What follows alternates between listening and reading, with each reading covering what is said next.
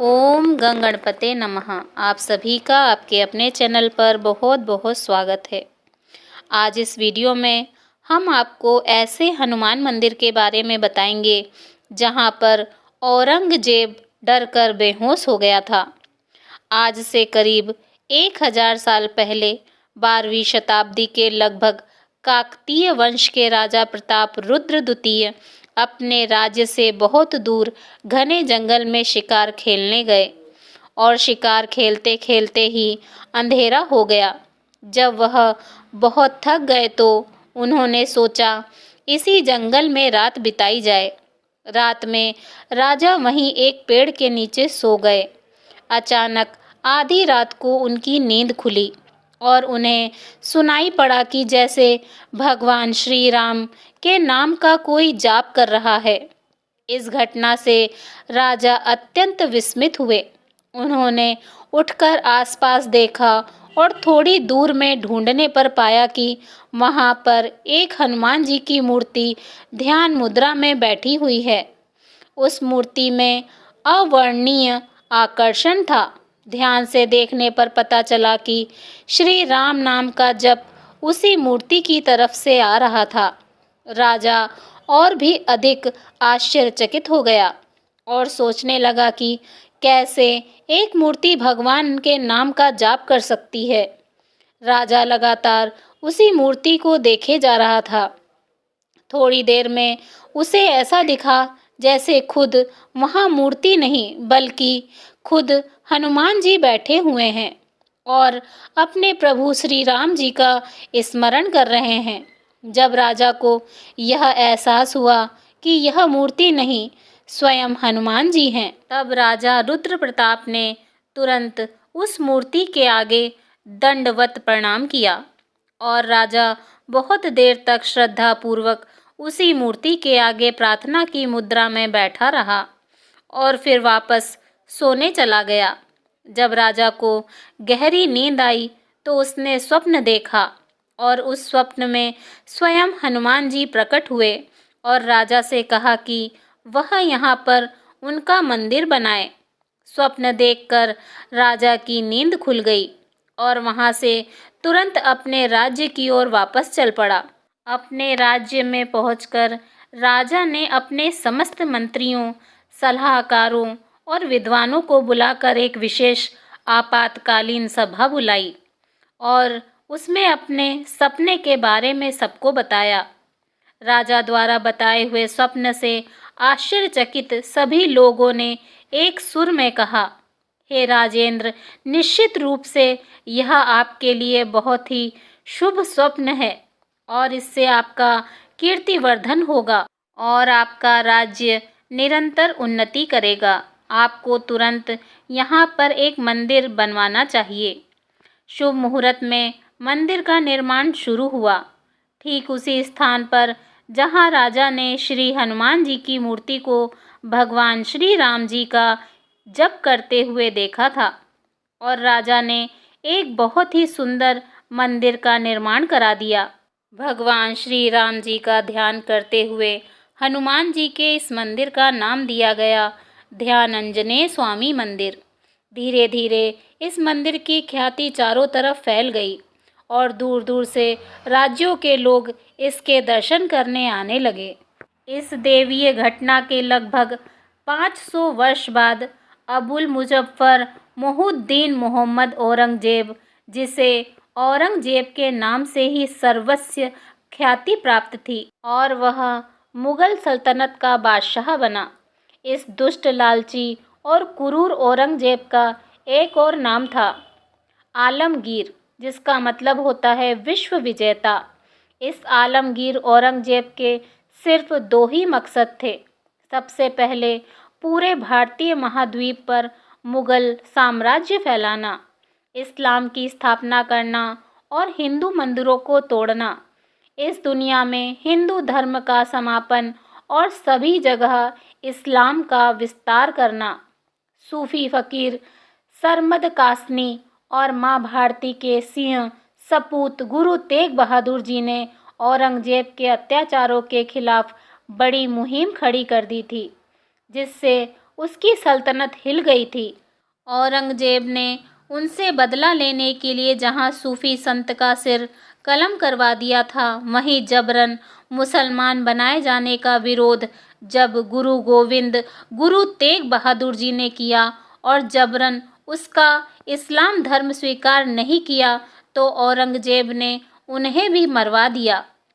औरंगजेब ने हिंदुओं के 15 मुख्य मंदिर तोड़े और तोड़ने का प्रयास किया, जिसमें काशी विश्वनाथ, सोमनाथ और केशव देव मंदिर भी हैं। औरंगजेब समेत मुगल काल में 60,000 से भी अधिक मंदिर ध्वस्त कर दिए गए थे, जिनमें से सबसे अधिक हानि औरंगजेब के समय में हुई। अपने मुगल साम्राज्य और इस्लाम के विस्तारवाद के ध्येय से उत्तर भारत के राज्यों को जीतकर और यहाँ के मंदिरों को लूटकर और तोड़कर जालिम औरंगजेब ने दक्कन की तरफ रुख किया।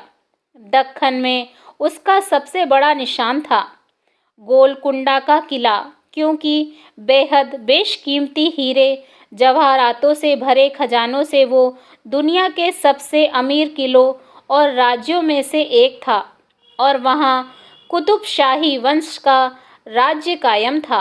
अपने विशाल क्रूर सेना के साथ औरंगजेब के लिए कोई मुश्किल काम नहीं था और सन 1687 में उसने गोलकुंडा के किले पर अपना कब्जा जमा लिया। गोलकुंडा का किला धन से भले ही सबसे अमीर था, पर वहाँ के सुल्तान की शक्ति और सैन्य बल मुगल आक्रांता के सामने बेहद क्षीण थी।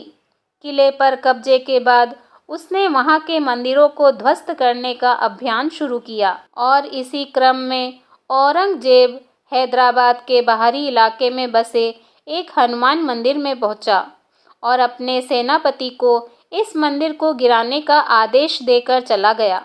औरंगजेब का दुर्भाग्य था कि ये वही ध्यान अंजनेय स्वामी का मंदिर था। मंदिर के बाहर आलमगीर के सेनापति ने कहा कि मंदिर के भीतर से सभी पुजारी, कर्मचारी और भक्त बाहर निकल आएं, वरना सबको मौत की नींद सुला दिया जाएगा। मृत्यु के भय से थर-थर कांपते मंदिर के अंदर मौजूद सभी पुजारी एवं अन्य लोग भगवान श्री राम जी के ध्यान में लीन श्री हनुमान जी को प्रणाम कर इस विपदा को रोकने की प्रार्थना करते हुए बाहर निकल आए। अपने इष्ट देव का मंदिर टूटते देखने का साहस किसी में भी नहीं था, इसीलिए सबने इस दुर्दांत दृश्य के प्रति अपनी आंखें बंद कर ली और मन ही मन हनुमान जी का स्मरण करने लगे। मुगल सेनापति ने उन्हें एक तरफ खड़े हो जाने को कहा और अपनी सेना को हुक्म दिया कि मंदिर तोड़ दो। सैनिक मंदिर की तरफ बढ़ने लगे। तभी मंदिर के प्रमुख पुजारी सेनापति के पास आए और बोले, हे सेनापति, मुझे आपके हाथों मृत्यु होने का कोई भय नहीं है। मैं आपसे विनम्र प्रार्थना करता हूँ, कृपया कुछ क्षण के लिए मेरी बात सुन लीजिए। अपने काम के बीच में आने से गुस्से से भरा सेनापति बोला, जल्दी कहो ब्राह्मण। पुजारी बोले, ये श्री राम जी के ध्यान में लीन हनुमान जी का मंदिर है। हनुमान जी सभी देवताओं में सबसे बलशाली हैं। उन्होंने अकेले ही रावण की पूरी लंका को जलाकर राख कर दिया था। कृपया उनका ध्यान भंग न करें और मंदिर न तोड़ें, अन्यथा वो शांत नहीं बैठेंगे।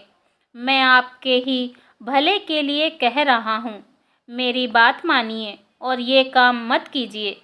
हनुमान जी बहुत दयालु हैं, आपको माफ़ कर देंगे। क्रूर सेनापति इससे अधिक नहीं सुन सकता था। उसे तो इस्लाम का झंडा फहराने की जल्दी थी। बोला, ए ब्राह्मण, अपना मुंह बंद कर लो और यहाँ से दूर हट जाओ, वरना मैं पहले तुम्हें मारूंगा और फिर इस मंदिर को तोड़ूंगा। देखते हैं कैसे तुम्हारे ताकतवर हनुमान जी हमारे हाथों से इस मंदिर को टूटने से बचाते हैं। सेनापति अपनी सेना की तरफ मुड़ा और उसे मंदिर तोड़ने का आदेश दिया। अगले कुछ क्षणों में क्या होने वाला है, इस बात से अनजान मुगल सैनिक मंदिर तोड़ने के हथियार, हथौड़े, संबल, कुदाल आदि लेकर एक बहुत बड़ी बेवकूफ़ी करने के लिए मंदिर की तरफ बढ़ने लगा। फिर पहले सैनिक ने जैसे ही अपने हाथों में संबल लेकर मंदिर की दीवार पर प्रहार करने के लिए हाथ उठाया, वो मूर्तिवत खड़ा रह गया, जैसे बर्फ में जम गया हो या पत्थर का हो गया हो। वो न अपने हाथ हिला पा रहा था और न ही औजार। भीषण भय से भरी नज़रों से वो मंदिर की दीवार की तरफ देखे जा रहा था। कुछ ऐसी ही स्थिति एक एक कर उन सभी सैनिकों की होती गई जो मंदिर तोड़ने के लिए औजार लेकर हमला करने बड़े थे। सब के सब मूर्ति की तरह खड़े रह गए थे। महान मुगल बादशाह का सेनापति जो सैकड़ों मंदिर तोड़ चुका था, उसके लिए यह अविश्वसनीय चमत्कार एक बहुत बड़ा झटका था। उसने तुरंत छिपी हुई नज़रों से मंदिर के प्रमुख पुजारी के चेहरे की तरफ देखा, जिन्होंने कुछ पलों पहले उसे मंदिर तोड़ने से रोका था, और देखा कि पुजारी जी शांत भाव से सेनापति को देख रहे थे। उसने तुरंत पलटते हुए सेना को आदेश दिया कि फौरन बादशाह सलामत के दरबार में हाजिर हों। सेनापति खुद औरंगजेब के सामने पहुंचा और बोला, जहां पनाह, आपके हुक्म के मुताबिक हमने उस हनुमान मंदिर को तोड़ने की कोशिश की, लेकिन हम उसे तोड़ने के लिए 1 इंच भी आगे नहीं बढ़ पाए। जहां पनाह, जरूर उस मंदिर में कोई रूहानी ताकत है। मंदिर के पुजारी ने भी कहा था कि हनुमान हिंदुओं के सब देवताओं में से सबसे ताकतवर देवता हैं। जहां पनाह की इजाज़त हो तो मेरी सलाह है कि हम उस मंदिर की तरफ नज़र भी न डालें। अपने सेनापति की नाकामी और बिन मांगी सलाह से गुस्से में भरा औरंगजेब चीखते हुए बोला, खामोश बेवकूफ़, अगर तुम्हारी जगह कोई और होता तो हम अपनी तलवार से उसके टुकड़े टुकड़े कर देते। तुम पर इसीलिए रहम कर रहे हैं क्योंकि तुम बहुत सालों से हमारे वफादार हो। सुनो, अब सेना की कमान मेरे हाथ में रहेगी। मोर्चा मैं संभालूंगा। कल मैं उस हनुमान मंदिर में जाऊंगा और मैं खुद औजार से उस मंदिर को तोड़ूंगा। देखता हूँ कैसे वो हिंदू देवता हनुमान मेरे फौलादी हाथों से अपने मंदिर को टूटने से बचाता है। मैं ललकारता हूँ उस हनुमान को। अगले दिन सुबह आलमगीर औरंगजेब एक बड़े से लश्कर के साथ उस हनुमान मंदिर को तोड़ने चल पड़ा। हालांकि उसके वो सैनिक पिछले दिन की घटना को याद कर मन में बेहद घबराए हुए थे, पर अपने जालिम बादशाह का हुक्म भी उन्हें मानना था, वरना वो उन्हें मारकर गोलकुंडा के मुख्य चौक पर लटका देता। मन ही मन हनुमान जी से क्षमा मांगते हुए वो सिपाही चुपचाप मंदिर की तरफ बढ़ने लगे। मंदिर पहुंचकर औरंगजेब ने आदेश दिया कि भीतर से जो भी लोग हैं तुरंत बाहर आ जाएं, वरना जान से जाएंगे। विनाश काले विपरीत बुद्धि, मन ही मन कहते हुए मंदिर के अंदर से सभी पुजारी और कर्मचारी बाहर आ गए। उनकी तरफ अपनी अंगारों से भरी लाल आंखें तरेरता हुआ गुस्से से बोला औरंगजेब, अगर किसी ने भी अपना मुंह खोला तो उसकी जबान के टुकड़े टुकड़े कर दूंगा। खामोश एक तरफ खड़े रहो और चुपचाप सब देखते रहो। वो नहीं चाहता था कि पुजारी फिर से कुछ बोले या उसे टोके और उसका काम रुक जाए। वहाँ खड़े सब लोग भय से भरे खड़े थे और औरंगजेब की बेवकूफ़ी को देख रहे थे। औरंगजेब ने एक बड़ा सा संबल लिया और बादशाही अकड़ के साथ मंदिर की तरफ बढ़ने लगा। उस समय जैसे हवा भी रुक गई थी। एक महापाप होने जा रहा था। भयातुर दृष्टि से सब औरंगजेब की इस करतूत को देख रहे थे, जो पवन पुत्र को हराने के लिए कदम बढ़ा रहा था। अगले पलों में क्या होगा, इस बात से अनजान और आसपास के माहौल से बेखबर घमंड से भरा हुआ औरंगजेब मंदिर के मुख्य द्वार के पास पहुंचा और जैसे ही उसने दीवार तोड़ने के लिए संबल से प्रहार करने के लिए हाथ उठाया, उसे मंदिर के भीतर से एक भीषण गर्जन सुनाई पड़ा, इतना तेज और भयंकर कि कान के पर्दे फट जाएं। जैसे हजारों बिजलियां आकाश में एक साथ गरज पड़ी हों। यह गर्जन इतना भयंकर था कि हजारों मंदिर तोड़ने वाला और हिंदुस्तान के अधिकतर हिस्से पर कब्जा जमा चुका औरंगजेब भी डर के मारे मूर्तिवत स्तब्ध और जड़ हो गया और उसने अपने दोनों हाथों से अपने कान बंद कर लिए। वो भीषण गर्जन बढ़ता ही जा रहा था। औरंगजेब भौचक्का रह गया था। औरंगजेब जड़ हो चुका था, निशब्द हो चुका था। काल को भी कपा देने वाला उस भीषण गर्जन को सुनकर वो पागल होने वाला था, लेकिन अभी उसे और हैरान होना था। उस भीषण गर्जन के बाद मंदिर से आवाज आई, अगर मंदिर तोड़ना ही चाहते हो राजन, तो कर मन घाट। यानी हे राजा, अगर मंदिर तोड़ना चाहते हो तो पहले दिल मजबूत करो। डर और हैरानी भरा हुआ औरंगजेब इतना सुनते ही बेहोश हो गया। इसके बाद क्या हुआ उसे पता भी न चला।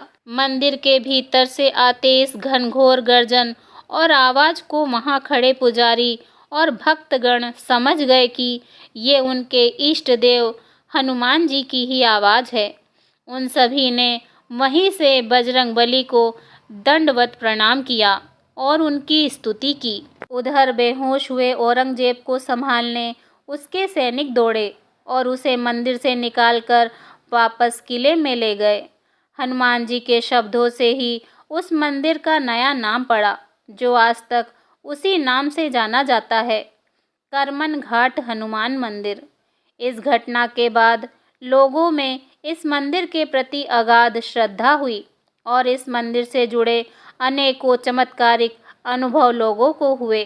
संतानहीन स्त्रियों को यहाँ आने से निश्चित ही संतान प्राप्त होती है और अनेक गंभीर लाइलाज बीमारियों के मरीज यहाँ हनुमान जी की कृपा से स्वस्थ हो चुके हैं। तो प्रेम से बोलिए श्री राम भक्त हनुमान की जय, सियापति रामचंद्र की जय। अगर आप सभी को यह प्रसंग पसंद आया हो तो वीडियो को लाइक करें और शेयर करें और कमेंट बॉक्स में जय श्री राम लिखना न भूलें। और इसी तरह की पौराणिक धार्मिक कथाओं को सुनने के लिए मेरे चैनल को सब्सक्राइब करें। धन्यवाद।